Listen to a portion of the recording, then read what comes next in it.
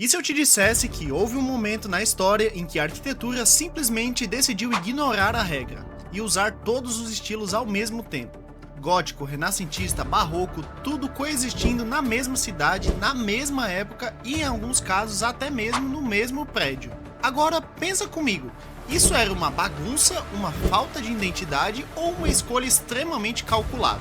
Olá meus queridos amigos, como vocês estão? Eu sou Gabriel Filippini e hoje a gente vai falar um pouquinho sobre o período que veio depois do neoclássico, conhecido como ecletismo. Na última vez que falamos sobre as fases da arquitetura, a gente viu o neoclássico, que foi um movimento que defendia ordem, equilíbrio, simetria e um retorno direto à antiguidade greco-romana. Era uma arquitetura que buscava pureza, buscava um modelo ideal. Buscava Roma como referência quase absoluta. Era como se existisse uma fórmula da beleza, e bastava seguir ela à risca que tudo iria dar certo. Mas aí vem a virada. Se o neoclássico defendia essa fidelidade quase rígida a um único passado, por que o século XIX simplesmente começou a misturar tudo? Porque em vez de escolher uma referência, os arquitetos começaram a escolher várias. E é aqui que entra o ponto-chave. A resposta não está só na estética, ela está no mundo que estava girando ao redor deles. O século XIX não queria apenas imitar Roma, ele queria escolher qualquer passado que fosse útil. E é exatamente aqui que começa o ecletismo. Não como uma confusão, mas como um reflexo direto de uma nova mentalidade. Como começou e por que surgiu? O ecletismo começa a tomar forma no início do século XIX, mas ele só se consolida mesmo entre aproximadamente 1830 e o começo do século XX, especialmente até a Primeira Guerra Mundial em 1914. Ou seja, estamos falando de um período longo e extremamente transformador. Mas calma, ele não surge do nada. E aqui a coisa começa realmente a ficar interessante. Para entender de verdade como isso funciona, a gente precisa olhar para o cenário daquela época. Isso porque o século XIX é marcado pela Revolução Industrial, que já vinha desde o final do século XVIII na Inglaterra e rapidamente se espalhou pela Europa. Máquinas substituíam o trabalho artesanal, fábricas surgiam em larga escala, e cidades estavam crescendo num ritmo que ninguém estava preparado para lidar. Mas agora pensa no impacto disso. Milhares de pessoas saindo do campo e indo para a cidade, bairros surgindo do nada, avenidas sendo abertas, estações ferroviárias, bancos, teatros, prédios públicos, tudo precisava ser construído e, detalhe, de forma rápida. A cidade começava a se transformar diante dos olhos das pessoas. E junto com isso surge uma nova força, a burguesia industrial. Empresários, comerciantes, banqueiros, gente com dinheiro. E o mais importante, gente que queria mostrar que tinha dinheiro. E adivinha qual foi a ferramenta perfeita para isso? Exatamente, a arquitetura. Mas não para por aí. O século XIX também é um período de forte nacionalismo. Países como Itália e Alemanha estavam se unificando. Outros buscavam reforçar a sua identidade. E como você mostra a identidade nacional de forma visível? Exatamente, com a arquitetura também. Ou seja, se você queria reforçar um passado medieval, você escolhia o neogótico. Se você queria exaltar o renascimento, você utilizava o neorrenascentista. Ou seja, a escolha do estilo não era só estética, era política, era simbólica. E tem mais um fator essencial aqui, a tecnologia. O uso do ferro, do vidro e depois do aço permitiu construções maiores, mais ousadas e mais rápidas. E aqui surge um contraste muito interessante, já que por fora o prédio parecia antigo, mas por dentro ele já era completamente moderno. Mas então, como exatamente o ecletismo nasce? Ele surge como resposta a tudo isso, uma sociedade mais urbana, mais rica, mais complexa, que precisava de uma arquitetura igualmente versátil. Não fazia mais sentido seguir uma única regra. O mundo tinha ficado plural, e a arquitetura também. O que define o ecletismo? Agora que você já entendeu o contexto, a pergunta é inevitável. Afinal, o que define de fato o ecletismo?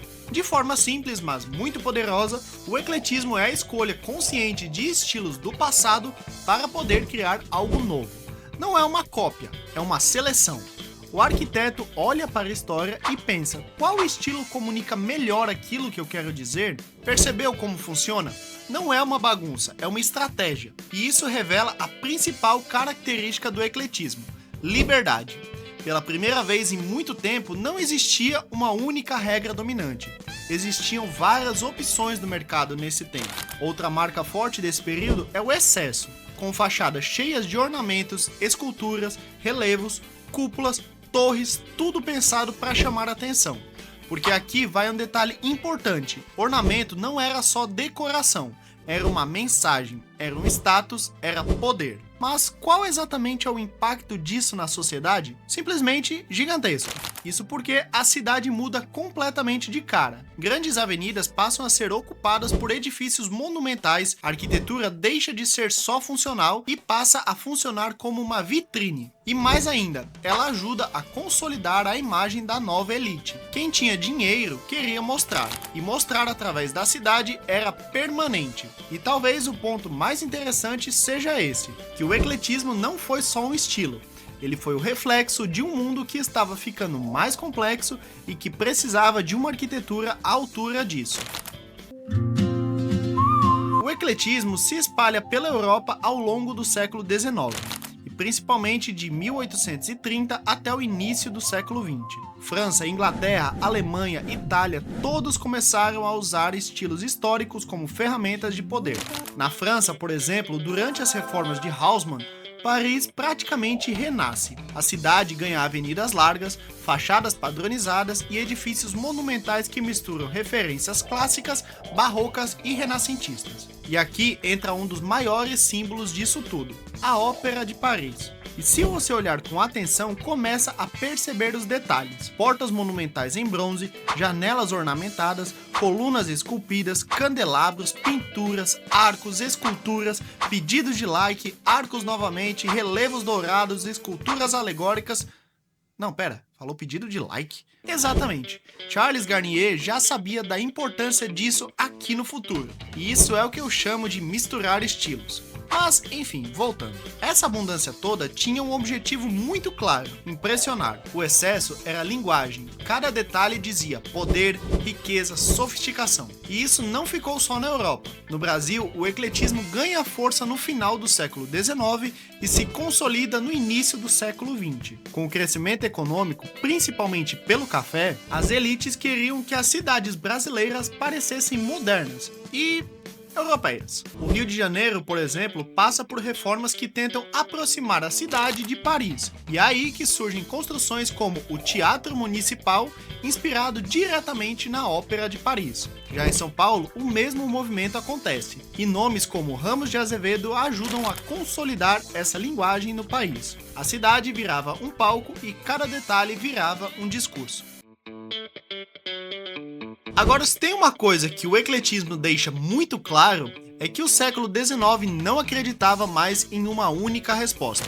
Ele queria a escolha, queria combinar, reinterpretar, usar a arquitetura como linguagem. Mas deixa eu te provocar uma coisa aqui. Quando você pode usar de tudo, será que você ainda tem identidade? E agora é isso que eu quero saber de você. Qual desses estilos neo mais te chama a atenção? O neogótico, o neorrenascentista, o neobarroco ou algum outro neo? Comenta aqui embaixo, porque essa resposta pode dizer muito mais do que parece. E se você quer entender melhor de onde tudo isso veio, depois desse vídeo assiste o da arquitetura clássica, ou então o da arquitetura da Idade Média. Eles vão estar aparecendo aqui nos recomendados e vão fechar toda essa história na sua cabeça. Então é isso. Na próxima semana eu volto com mais uma viagem pela história da arquitetura, cheia de conexões, ideias e aquelas curiosidades que fazem você enxergar a cidade de um jeito completamente diferente.